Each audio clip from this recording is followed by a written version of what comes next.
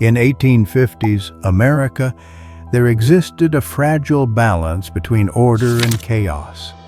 The garden of the house opened onto the fields, and from there, paths led into the deep woods.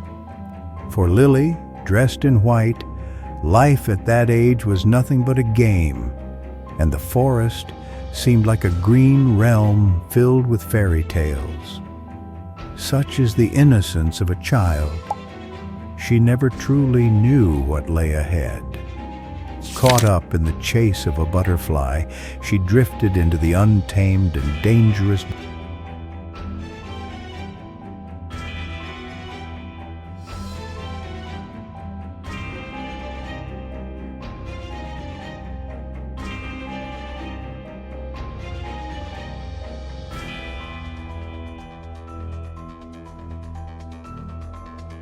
depths of the wild. If a father's attention wanders and his child is not by his side, disaster is quick to welcome him. A silent storm brewed on the plantation as Master Thomas's world crumbled around him. Amidst the chaos, Sarah, an enslaved woman, saw a small window of opportunity and wanted to seize it. The moment of escape she had waited years for had finally arrived. As soon as Sarah stepped into the forest, she thought she was running toward freedom, but compassion was about to strike her from the deepest part of her heart, though she didn't know it yet.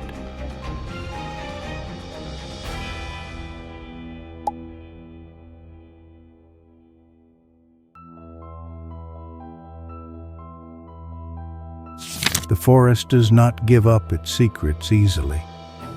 When the sky darkened and the storm broke, nature erased the distinction between master and slave. All that remained was the battle for survival. As Sarah advanced along that secret path to freedom, she heard a sound she shouldn't have, the sound of weeping. When she saw that patch of white curled up in the bushes, a terrible war began between her heart and her logic.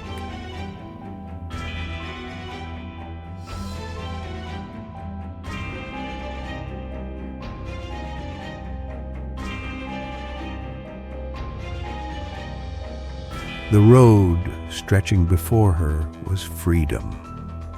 What she left behind was the daughter of the man she hated. But in that moment, Sarah was not a slave, but a mother. She buried her own escape, her own salvation, into that muddy earth. That cave where she took the shivering child into her arms to protect her from the storm was the safest place in the world that night. Outside, a father was dying of grief, while inside, a runaway was breathing life into her enemy's child.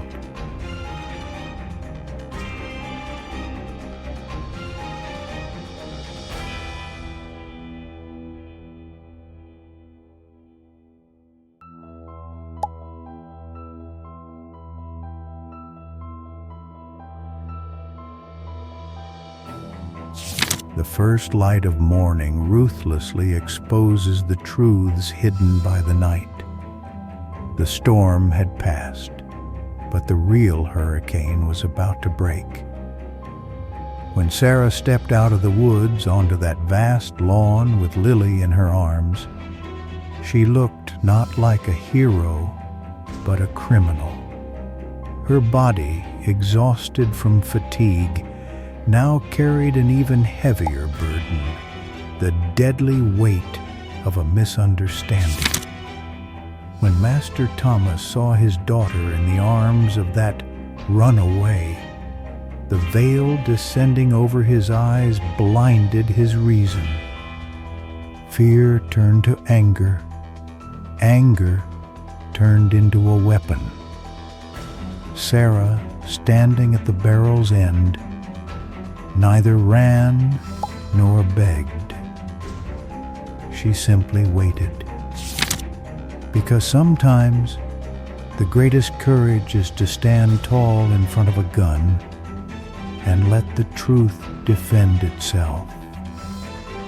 In that moment, there was only a trigger's distance between life and death.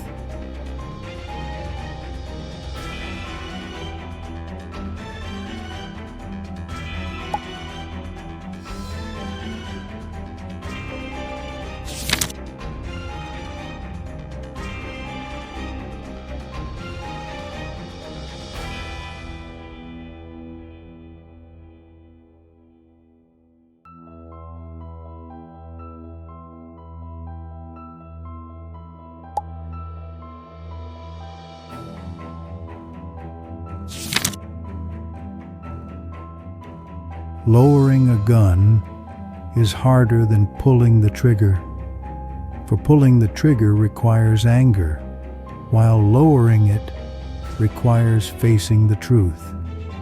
Lily, waking up and smiling at her father, shattered Thomas's world of hatred.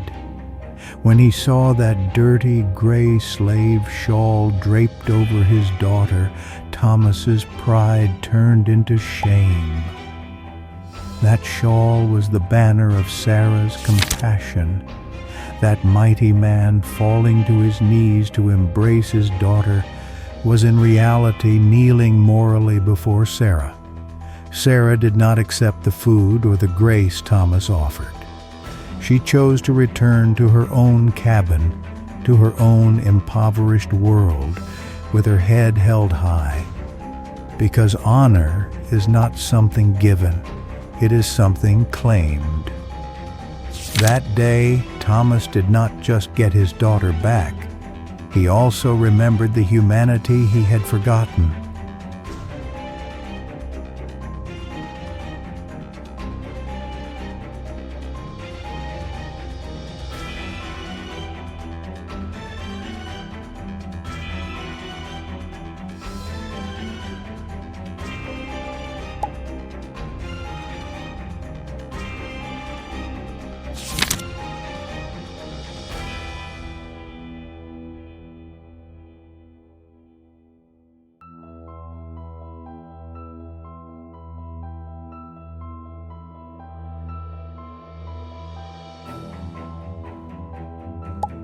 True atonement is paid not with words, but with actions.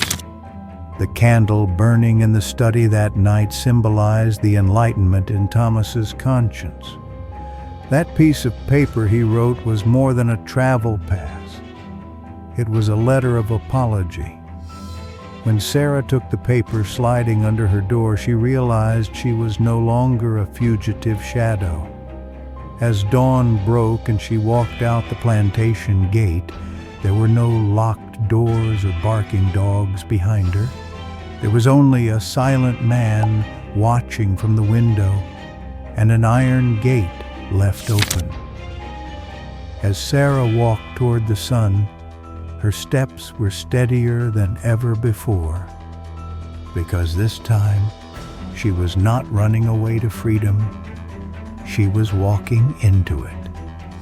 The road was open, and the sun was rising brighter than ever.